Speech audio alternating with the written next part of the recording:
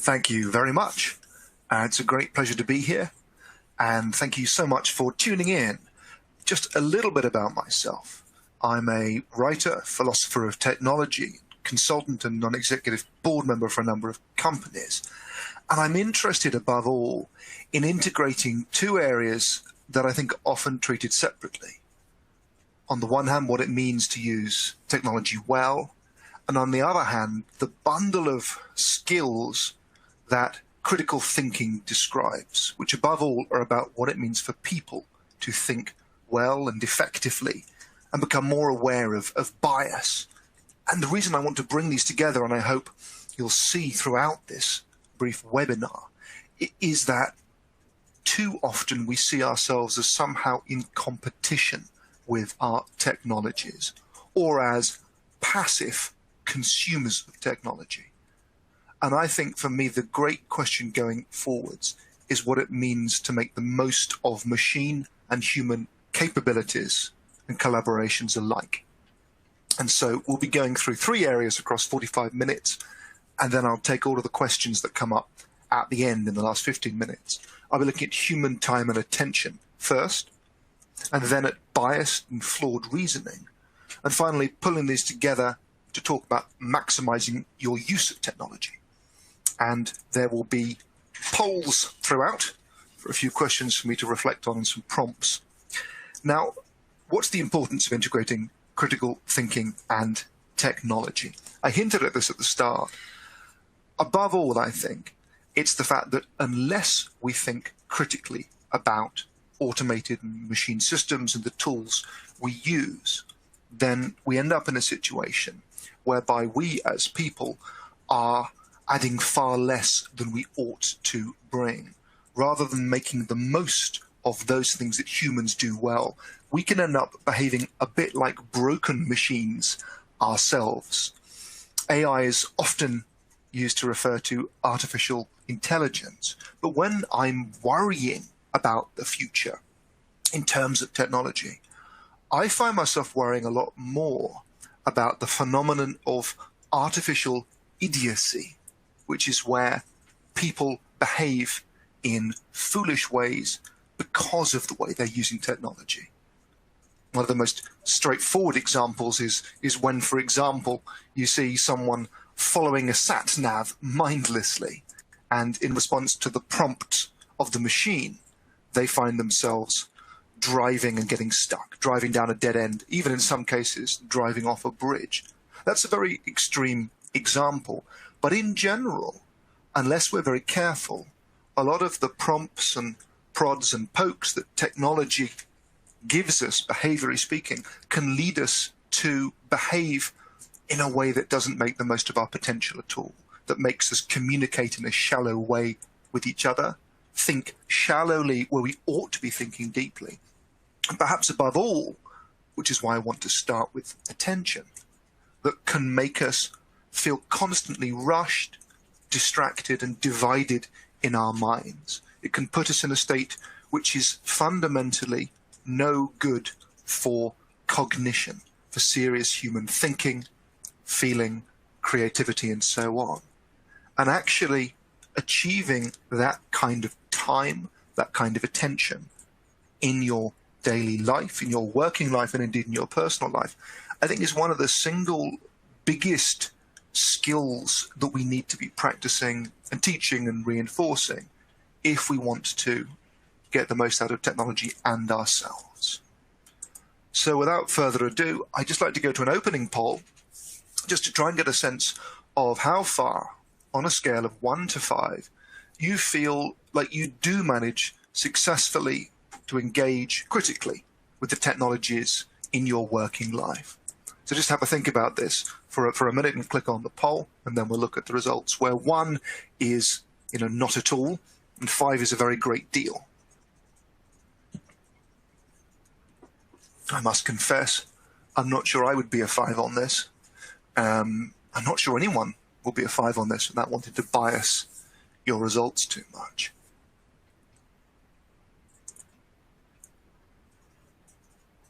So I'm going to click over to the results in a second.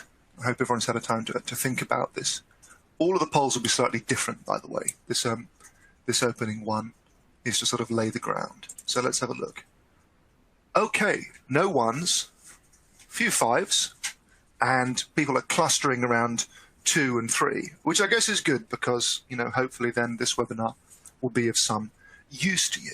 So, and I think one of the interesting things for me is that if I say to people, I do a lot of events, a lot of consulting, and working with companies around critical engagement with technology.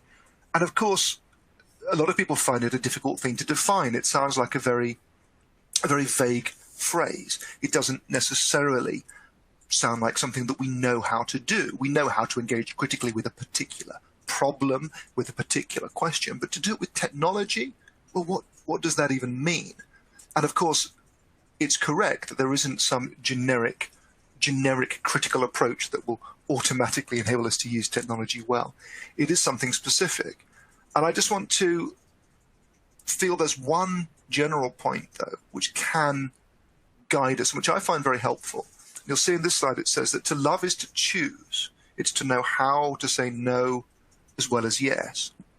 And this, for me, maybe helps flesh out what I mean by a critically engaged attitude. For me, it's about being, if you like, a gourmet of technology, someone who loves it, someone who is deeply interested in what it means to use technology well. And of course, if you love something, if you're a gourmet of food, you don't stuff your face the whole time with everything that comes in front of you. You choose, you make informed decisions, you say no as well as yes.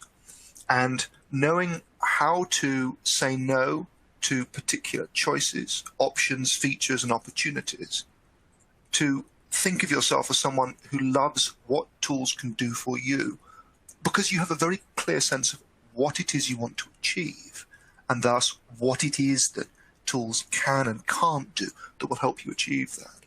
This kind of positive, loving, critical relationship is, for me, quite an empowering framing, and that's where I want to begin, with the positive. Because too often I think we bang on about the negatives, and we become very afraid of technology. We talk about addiction and control and such like, or replacement. And while it's understandable, there's a place where these things come from, I'm not sure it's particularly empowering or particularly informative as to what it means to build better habits and to assert control rather than just complain about feeling a lack of it.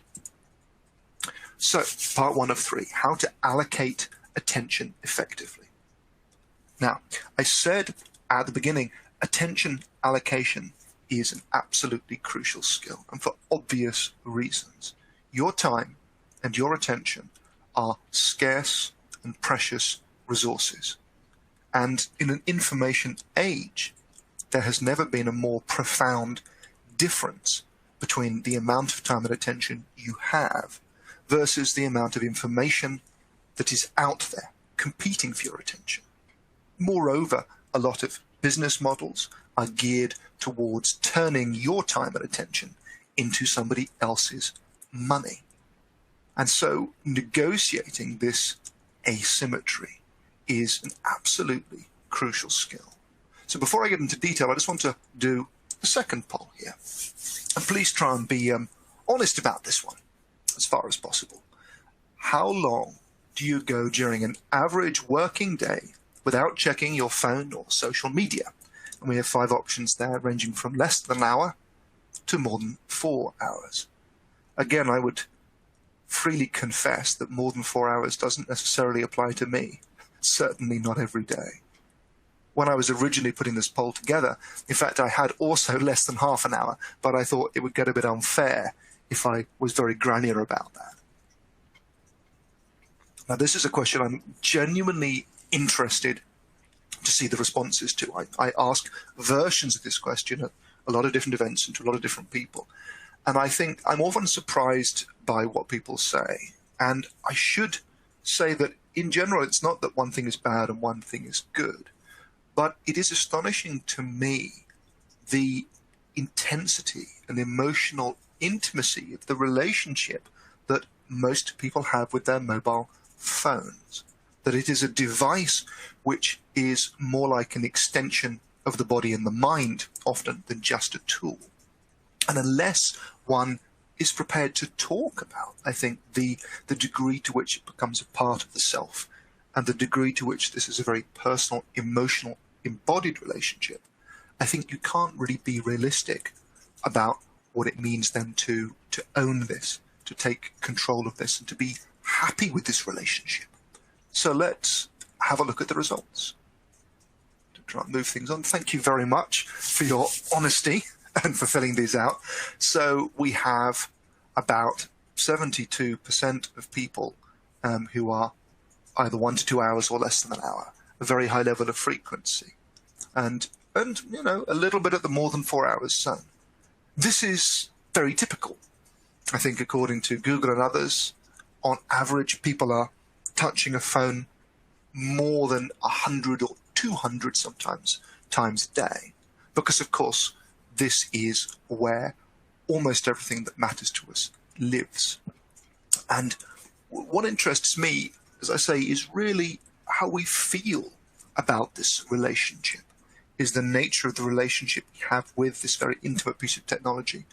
Because you can use your phone a lot and feel in control. You can use it not that much and feel anxious. The key question is, do you have the ability to carve out the kind of time that you need to do your job, to think effectively, to manage your relationships and balance your life effectively in the day? Or do you feel that you are not in control of your time, that you cannot conjure up the kind of time that you need? So moving to this next slide, the point for me is that what people need is profoundly different to what machines offer. And this is perhaps clearest of all with the screen of a mobile phone and what's on it. Because constant connectivity is on offer. Constant multitasking is on offer. And machines love that. Machines love big data. Machines love constant connection. But people and human minds don't. In fact, if we are to think effectively and well to make the most of the human mind, we need different types and different textures of time and attention in our days. Machines love big data. People need small, actionable data. Machines are at their best when spotting patterns in vast amounts of data.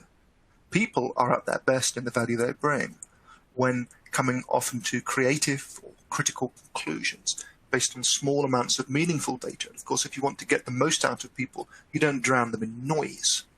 You rather expose them to relevant pieces of focused information. And similarly, the word multitasking, I think, is symbolic of this, because multitasking is not actually something people can do. It's a word that was developed to describe the way that machine processors thread different calculations together. People don't multitask. They either pay partial attention to lots of stuff and skim their minds over it, or they switch between different tasks. And there's quite a substantial cognitive cost each time this happens.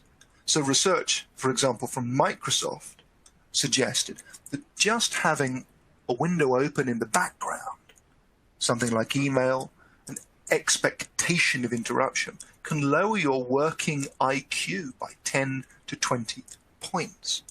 That there is quite a profound cognitive cost every time you switch or anticipate or wait for something. And this leads me to a concrete recommendation, which is simply that you need to try to batch when it comes to tasks and technology. And batching means literally doing things in batches of similar tasks. Having things open is to allow a constant distracting flow to dictate the texture of your day and time to you. To check messages for an hour, to turn to a task for an hour with messages set to pull rather than push. That is, you decide when you want to get them rather than have them constantly interrupting. To take an hour's break, to spend an hour paying partial attention to something, to immerse yourself in a report for an hour, to give your undivided attention to a meeting, This is the way that your mind likes to function. And of course, in present circumstances, with everyone working at a distance bitterly from home, more than ever, our human minds need a lot of help to make sense of things and to maintain focus. It's very hard to do things on the screen all day because we're simply not receiving a lot of the kind of sensory, thick, emotional stuff that keeps us engaged and functioning, that allows us to break things down into compartments and make meanings and so on. So you have to work a lot harder because you're getting less back in terms of your environment. And of course, people are being pulled and pushed by all kinds of competing demands at the moment. And so what I'm saying is, think about your time as a structure that supports you in terms of batching tasks, in terms of giving you what you need as a person, which is very much the opposite of what a lot of machine systems want to give you as a default state, a constant stream. So let's make this a bit more concrete. Just a single example, which I find very telling indeed. It says here, don't let your inbox become a to-do list written for you by other people. People often don't really think of something like email or a messaging system or even something like Slack as a kind of advanced technology. It's not, it's not like AI or something like that. But actually, for innumerable people, from a certain angle, the job they're doing can look a lot like an email inbox emptier's job. That what their job is to do is to go through a series of messages and deal with and respond to those messages. But they deal with and respond to those messages by replying or sending messages and updates to other people, which of course means that as they empty their inbox, they fill up everybody else's.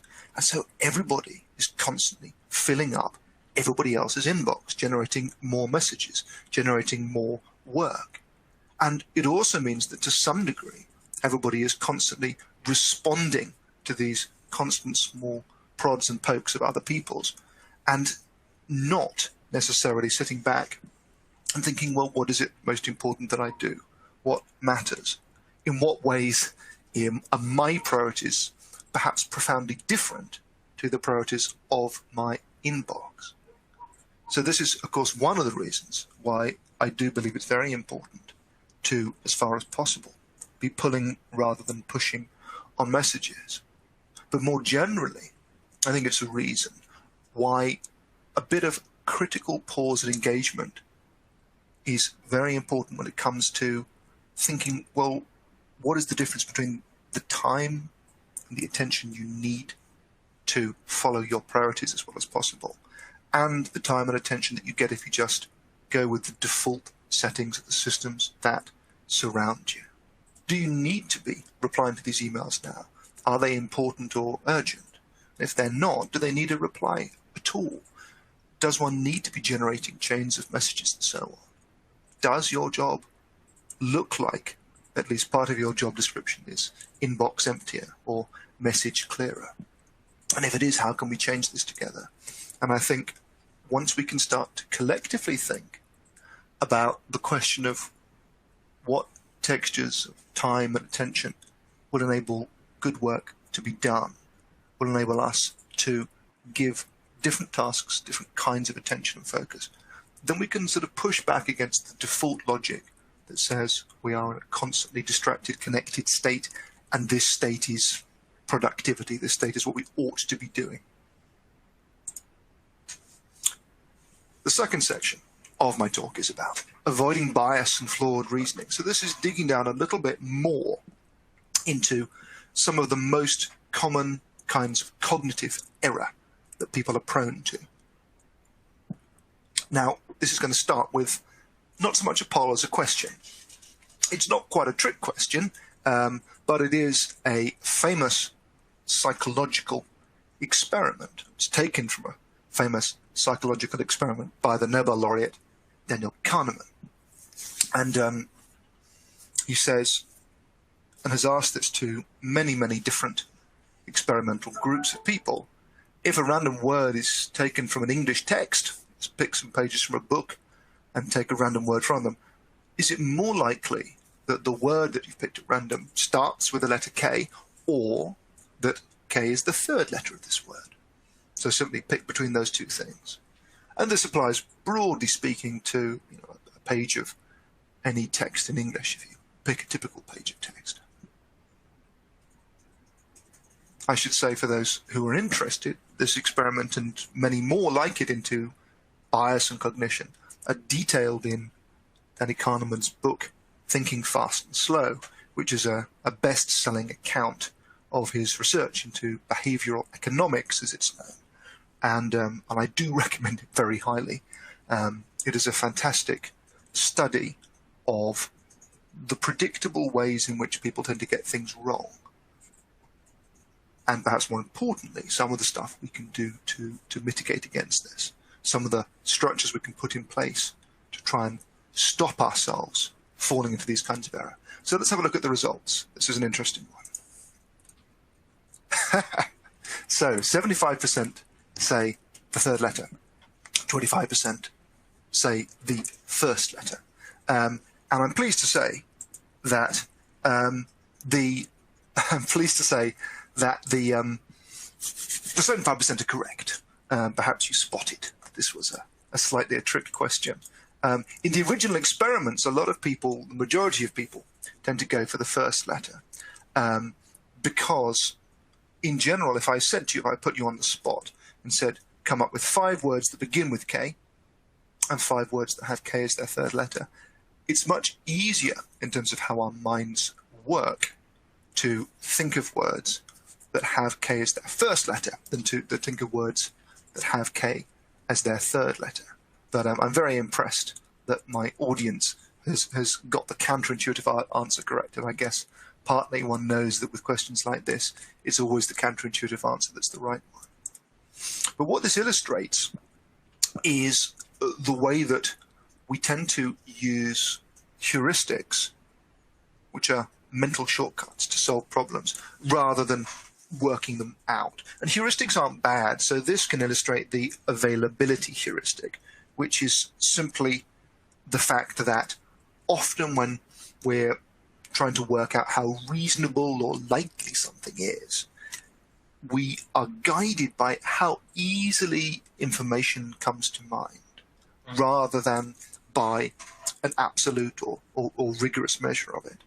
And so, for example, one broader example might be that certain kinds of disease, say, can become very famous because celebrities or public figures suffer from them, or because there are very, very prominent campaigns around them. And this is great, of course. It's great that people campaign around diseases, but this can then mean that when people are asked about the likelihood of getting different kinds of disease or different kinds of condition, they will tend to hugely overestimate the prevalence of very famous or very much discussed conditions because they come so vividly to mind when they consider this question. So a bias is a heuristic misfiring under pressure. I want to draw a distinction between a bias and heuristic because a heuristic is just a mental shortcut. And in everyday life, there's no problem at all with using mental shortcuts. We rely upon familiarity, our emotions, how we feel about things. We rely upon habit and so on. We can't possibly think terribly hard about everything we do. But the trouble is that when it comes to consequential decision making, then we also have the problem that we follow these same shortcuts. And so, for example, we fall victim to a cognitive bias. And we end up saying, for example, that we should invest an enormous amount governmentally in fighting a certain cancer or cause of disease because it's very famous, because people are terribly worried about it, even though actually it kills a fraction of the number of people of something less glamorous or famous or discussed, like air pollution or car accidents or heart disease and so on. And so there are a few simple things one can do to try to ensure that our very natural mental rules of thumb don't prompt us towards biases. And I've got a slide here that says a test is only meaningful if it can be failed as well as passed. This to me is a really powerful rule of thumb. And I want to expand on it by saying that this is a way of engaging with one of the most universal biases resulting from heuristics of all, which is known as confirmation bias. And very broadly, confirmation bias describes the fact that it is much easier for people, for all of us, to take on board information that confirms things we already think or believe than it is for us to take on board information that contradicts or threatens or challenges things we already believe. And so, for example, if I am a passionate Democrat, then almost inevitably I'm going to be much more open to stories in the news and information that aligns with my strongly held political beliefs than I am with information that contradicts or challenges them. And you might think this is just the way people are. But of course, in the technological context, confirmation bias is a particularly dangerous and pernicious form of cognitive failing. Because, as I was saying at the start, there is an almost infinite amount of information out there. And so if you are determined to believe something, no matter what it is, it will always be possible for you to dig up something or someone that confirms it or that agrees with it. We see that around health beliefs at the moment, for example. So if you are a passionate believer in the evils of vaccination, then of course you can type that into Google and you will find an infinite number, a near infinite number of stories and alleged studies and so on, backing up your point of view and reinforcing this particular worldview. And on a more mundane level, to bring it back to the world of work a bit, I see this in the work I do with boards and elsewhere again and again. It's so easy to generate data and reports that reinforce a particular point of view that a lot of people fall into that trap. So someone is, for example, organizing a marketing campaign, let's say, and they're heavily incentivized to find information that supports the theory that it did well. Now, it's incredibly easy to dig up lots of data that shows, for example, it had a certain number of hits and click-throughs and impressions, that it attracted certain metrics, that it was seen by millions and millions of people, and so on and so on. But the difficulty with this kind of thinking is that it is confirmatory thinking. And what I mean by that is there's not really any test that can be failed as well as passed here. The theory, the belief that this campaign is good and has done some good things is just being backed up because you can always get your hands on some kind of data or evidence or graphs and slides that support the idea that this is good. But actually, because you can do this for pretty much anything, you're not really learning anything of value. You are succumbing to this universal bias. And the way to deal with it is to set tests that can be failed as well as passed, to seek disproof, to ask, in other words, well, I have a theory or a belief that this is true, that this campaign is successful, but in order for that to be a meaningful statement, I need to understand what failure would look like. And I need to see this testing not as a form of weakness, not as a dangerous thing, but as a sign of strength. By inviting dissent, by testing for failure, you make critical engagement into something that gives you a much higher quality of knowledge, that allows you to know with a much higher degree of certainty and value. This connects also to what I was trying to say about heuristics earlier, that broadly speaking, going with your gut when something is important, going off what you feel to be, the most dangerous disease, the biggest threat in the marketplace, the major competitor, the trend that everyone's talking about. Now, this is understandable, and once you start going with your gut, you will inevitably be able to dig up huge amounts of evidence supporting it. But if instead you say, I have this hunch, I have this theory, I have this idea, and now I need to test it to see how robust it is or isn't. And this means pausing and asking above all the question, well, what could disprove this theory? If it's my strong belief that in my particular field of writing and broadcasting, say, a huge threat to established business models is coming from certain purchases by tech giants, well, how do I test that? What do I need to look at? And perhaps I would say that I can disprove my theory if it turns out that the purchases tech giants have made are not doing well, or that they're stopping making them, or that, in fact, even after they've done this, my sector hasn't particularly moved in its figures or has even improved or so on.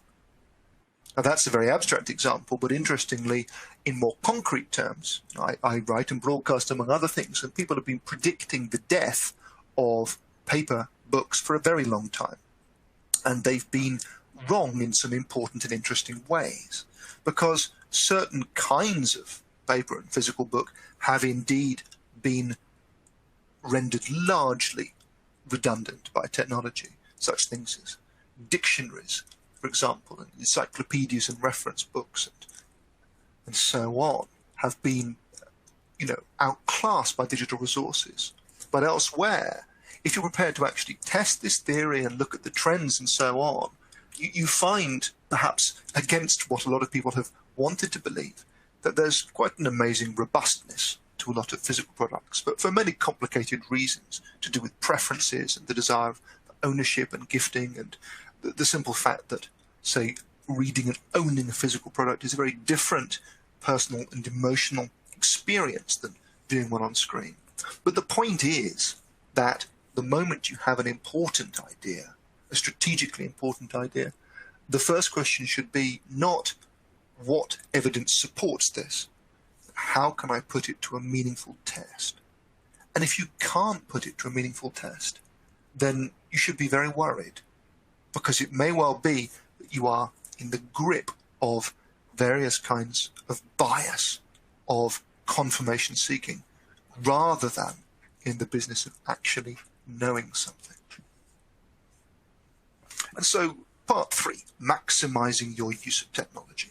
So I hope I painted a very brief picture in the previous section of how human biases and vulnerabilities are extremely significant when they intersect with what technology offers, and in particular when they intersect with the sheer volume of information that's out there and the sheer speed at which it's delivered.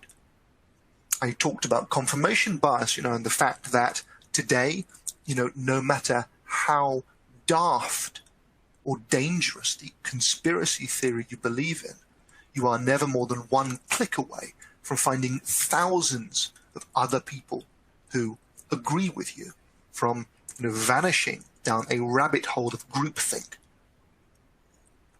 What does it mean then to maximize your use of technology? Well, I want to start with a final question, and this is not so much a poll as a prompt to reflection. You can type something into the box, or you can just think it through. It's about habit, and I want to ask what you think are your own best and worst tech habits, and why. And perhaps, you can type if you like, but just try reflecting on this question for 30 seconds or so. Your best and worst tech habits. And interestingly, a tech habit doesn't have to be a sophisticated one. For me personally, again, this is a version of a question I've been asking and workshopping and working with over the last decade or so. And I've come to think that one of my own best little tech habits is switching off my phone and devices and physically distancing myself from them for a certain amount of time a day. I can do this partly, of course, because I have quite a flexible working life. But I think for a lot of people who I've spoken to, carving out 1 or 2 hours when you're not physically in contact with a personal device can be remarkably powerful, because, of course, we are embodied emotional creatures. And knowing that I am, even for a short period of time, uncontactable is extraordinarily enabling for some of the most important kinds of thinking and reflection I do. So there's a little box that you can type in or just think about these things. I'll move on to the next slide. And you'll see here that what it says is good habits matter more than bad ones.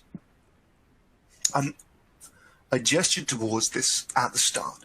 It's a very important point, because a position of guilt and regret and trying to give up what one sees as bad habits, I think, is no way to build a positively, critically engaged relationship with technology. It's no way to think about the place you want to end up. It enables you to think about some stuff you may regret or find difficult in the present. But I think unless you have a vision of habits that support your best thinking and working, you don't have a forwards direction. Habits are very important because our attention is limited, because we are creatures of habit. I'm a philosopher by training. The ancient Greek philosopher Aristotle once said, to paraphrase, "We are that which we often do." It was a great line, and it's very true as well. Willpower is in very limited supply. Willpower alone is not a good way to change or achieve or be productive and so on. And so thinking about good habits, now what are good tech habits? Well, good tech habits are ones that are aligned with your own fundamental objectives. They're technologies whose preferences match yours. That might sound a bit weird to talk about technologies having preferences, but I've put below this what I think is a very important phrase to help us kind of sum up some of the themes I'm talking about. There is no such thing as a neutral tool. What I mean by this is, it's not just a question that there is stuff out there and you use it well or you use it badly. Every tool, software, hardware, and so on that you use is, good for some things and not good for other things. Every tool wants to push you towards certain kinds of behavior, and it makes other kinds of behavior much harder. So I mentioned email earlier. Now, email is a very, very simple tool, a very simple software principle, but it's very, very far from neutral. Email is structurally biased towards the generation of vast amounts of fast written messages involving vast numbers of people, because it allows the cost-free distribution to as many people as you like in an instant of written messages. And it privileges that form over everything else. And so email can easily become a way of showing that you're working, showing that you're attentive. I talked about the inbox turning into a to-do list written for you by other people. I think we need to recognize that if you compare a communication via email to a chat via Zoom, to an exchange of messages, to a meeting face-to-face, and so on, there are profound differences embedded in the very structure of the tool. And it doesn't mean that these things are bad or good. What it means is more subtle than that. It means that they are good in certain settings, when you have certain objectives in mind, and extremely detrimental or obstructive towards other objectives. Email is extremely good if you want to, for example, send constructive feedback to one person point by point on something. It can rapidly become very, very bad if there are long chains containing documents with various modifications involving vast numbers of people, all of whom just want to show that they're working or engaged or double check something, or who want to say something for the sake of saying something. Now, I'm not offering a one-size-fits-all recipe for success, but I do have this take-home message which hopefully pulls together a lot of what I've been saying. It's very important to question and then adapt technology's default settings and your own. There are biases built into both sides of the screen. There are the human tendencies towards confirmation, to be driven by emotion, our very limited time and attention, our very precious time and attention. But there are also the default settings of the technology, the way they push us towards certain kinds of behavior and cut off other kinds of behavior. In other words, as in all relationships, there is a negotiation. And if you don't realize it's a negotiation, you're not going to get very far. I asked about good habits and bad habits. I guess I want to just finish with one very concrete example, because I think this kind of thing can get dangerously abstract. Default settings can be extremely misleading, to say the least. When the default setting, for example, of a company is to take all the meetings you used to have in person and just import them straight to Zoom or Teams or a different platform, you might think that what's happened, in current circumstances, is that you simply come up with a good technological substitute for the things you used to do in person but cannot do anymore. But in fact, an on-screen meeting interaction is profoundly different to an in-person one for non-trivial reasons. It's much more demanding in certain ways. It's much more emotionally demanding. It demands a lot more concentration. It supplies vastly less in terms of human connection. And of course, it lends itself to various kinds of distraction and multitasking. It also tends to be far, far less efficient in terms of certain kinds of communication bandwidth. I suppose what I'm saying is, as I think a lot of people have been finding, the default settings of an online meeting are often not at all conducive to actually having good, constructive outcomes. If by default settings we mean what happens when we connect and start talking to someone on screen as if it were an in-person meeting and we're just replacing one with the other. But of course, at the moment, we're seeing a great deal written and thought about what it means to adapt this default setting of just talking face-to-face through a screen and make it better. As some of the stuff you do is, for example, provide very different kinds of agendas and pre-reading in order to make sure that the discussion hits the ground running in a very different way, and in order to do a lot of the emotional and logistical heavy lifting. There's a lot more discussion in advance. You can use back channels simultaneously in terms of signaling and sharing documents and so on.